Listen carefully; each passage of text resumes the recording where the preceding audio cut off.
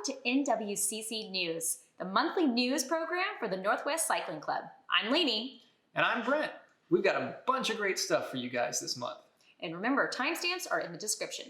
Yeah, this month we have all of our regular ongoing stuff. If you want to become a member of the Northwest Cycling Club, you can visit the link below. It's a bike reg link.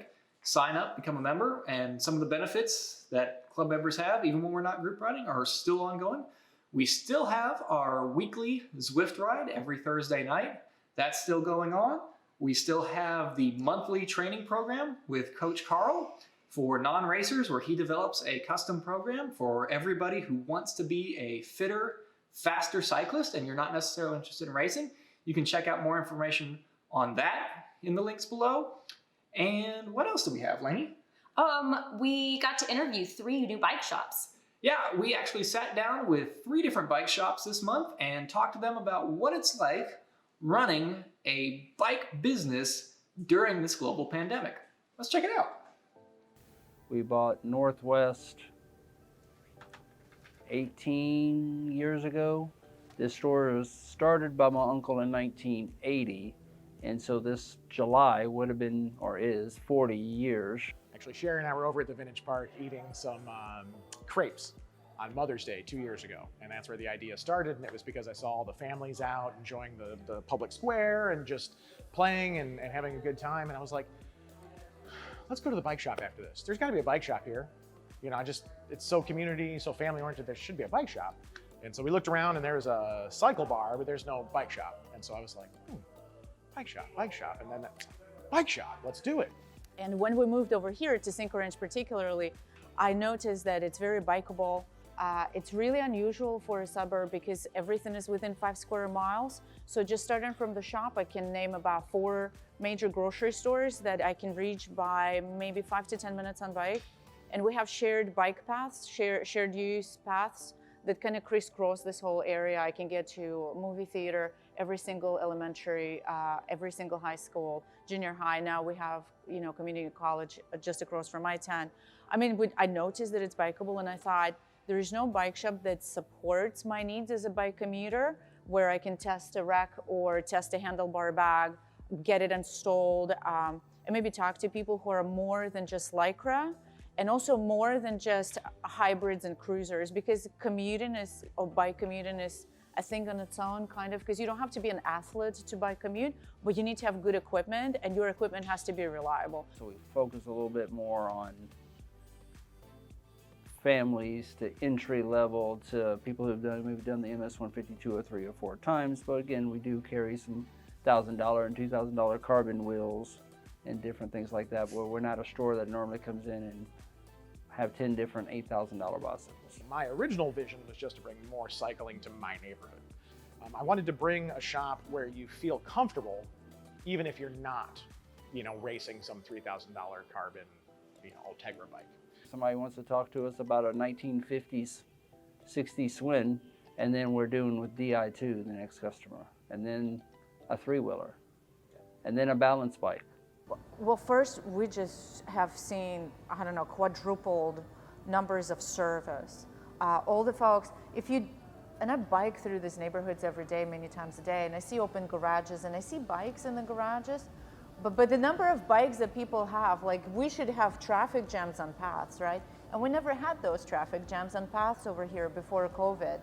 And when COVID happened and suddenly kids cannot go to school, so parents have to entertain them because they also cannot go to the movies or to playgrounds or whatever. And then the parents are stuck at home and they possibly work from home and have a little bit more time because they don't have to commute anymore.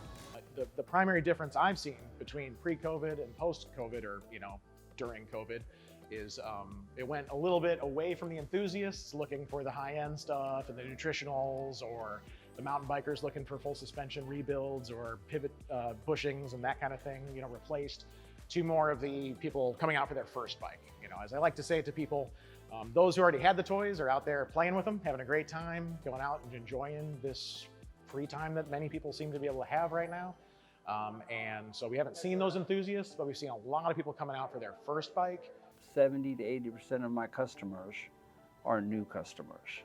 And most of that is because people who haven't ridden for years, or just finding the new love for the sport, or again, because the kids or their parents or their grandparents or somebody, and then they're wanting to get outside.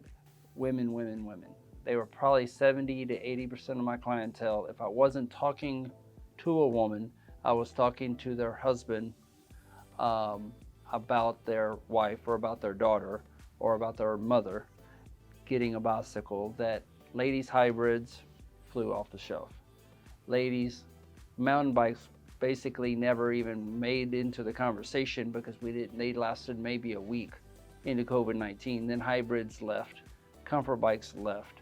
Then cruisers lasted up until about 3 weeks ago. And our tech Mike has been absolutely fantastic. He was able to find an assistant, so we now have 2 techs. I hired another girl too, so we actually hired personnel during this time. We also have volunteers coming and helping us out. Just because the number of service, like what you see here right now, this is all service. It's a lot more women over the past 2 months, because again, it's the people who already have bikes are out there riding them. And so what we've seen a lot are people who need their first bike or a new improved bike. And so we're seeing, the first stuff to sell out was 24-inch kids bikes, entry-level mountain bikes, and beach cruisers. Yeah, I've been doing this for 35 years and nothing. I mean, much less it's been men's mountain bikes, it's been other things, but women, women, women, I've never seen anything. I mean, if I could get 50 ladies' bikes tomorrow, I could sell them by the weekend. We don't want to be exclusive. Cycling has been such an exclusive sport, dominated by white, male, middle-aged, upper middle class or middle class. So for me, I always wanted to break that ceiling and say, you know what, this is so simple. We want to be really inclusive. And with COVID, it kind of just really supported my idea that, hey, bike is available to everybody. Whatever age you are, you're handicapped, we get you a tricycle. We had a really special tricycle that Michael had to work on for someone who had a stroke and they couldn't brake with one hand. So we had to put both levers on one hand side, and there was also a trike. Like stuff like that makes me just so happy that we can do it. Move down here, I buy a Walmart bike thinking, oh, I can fix it myself. I'm technical, it's not gonna be a problem, it just needs adjustments. It turns out that, the majority of the time, it's not just the fact that it wasn't assembled well, it's also that it's made out of cheaper materials. And so that's one of the things that I'm trying to explain to customers who bring them in is that while we are gonna cost, a certain amount of money, depending on what you're looking for, you may or may not be better off with a different bike, because while we can spend time making this bike better, it will still be made out of materials that will, lose their shape or lose their round or untighten relatively quickly. So for the most part, customers have understood that. We can kind of show them hands-on, what the difference is. If somebody does not have a budget for a good bike, I'll never talk down to them. Like I will say, look, if you're buying an iPhone or you're buying anything like a really nice headphones, you are expected to pay $200, $300, $400 for technology, right? And it's just a tiny little thing. Well, with bike, it's your safety, right? That's number one priority. You want it not to collapse under you, and that costs money. And the weight of it, you want it to be able to lift it into your car. That also costs money, so you pay for weight and you pay for reliability. For hopefully 2 to 3 years, and it could be, but I think people are going to stick with this for 6 months to a year, and then a lot of people will, hopefully then the MS-150 will grow, clubs will grow, week rides will grow, and just different activities. I think as much as anything, I think people who bought Walmart or Target bicycles or entry-level road bike or entry-level bikes at bike shops, then will step up at Christmas if we can get bikes, or sometime next year. Then instead of them buying something else, then they're going to want a nicer bike. We've had people who really transition from Walmart bikes to nicer bikes. We also have people who maybe will not ever do that. And that's why we have all these repairs. And I'm okay with that. And I think the future in bike industry, honestly, it will be the service. I had the foresight to think to myself, okay, well, if the bikes are gone, then I guess we're probably gonna have to start thinking about service. So I think I bought 5 or 6 times the amount I normally would buy in tubes. And my fingers are crossed that I did, because they're now sold out from my main tube supplier, and I'm told it will be till October for them to have new ones. Well, April was pretty good. Pretty worried about July, because we sold all the bikes. Parts are scarce. If we don't have bikes to sell and we don't have parts to fix stuff, what are we gonna do? It's the availability of equipment. Things are disappearing. Tubes, cassettes, simple chains, pedals, baskets. Like my favorite Nantucket baskets have been gone for like 3 months. And that is, that's something that nobody expected in the bike industry. Right now, supporting locals is a big thing, and we need to keep that up because, again, Amazon's not fixing your bicycle. eBay is not fixing your bicycle. Walmart's not fixing your bicycle. Thank you to Katya, Rick, and James for taking the time to sit down and talk with us. And a special thank you to James for being a sponsor of the Northwest Cycling Club. We actually had hours of footage with those three, and for time reasons, we couldn't show it all to you. But if you want to have a great conversation with anyone who runs a bike shop, walk in and visit your local bike shop. They'd love to talk to you about it. Hey, do you remember what Superman used to say when he takes off? Lanie, we're trying to do a show here. What are you talking about? Well, I thought of something that might help new riders learn a new technique. What? What are you talking about? Up and away. I'm lost. I have no idea what's going on here. Okay, well, here, let me show you. Hi, today we're going to teach you the Superman technique. It is a fundamental tip on how to help you turn your bike a lot more smoothly. I could tell you how to do it, but it'd be a lot more fun to show you. Let's check it out. Did you see what I just did there? Okay, so I am making a nice sharp turn around a corner. Let's take a closer look.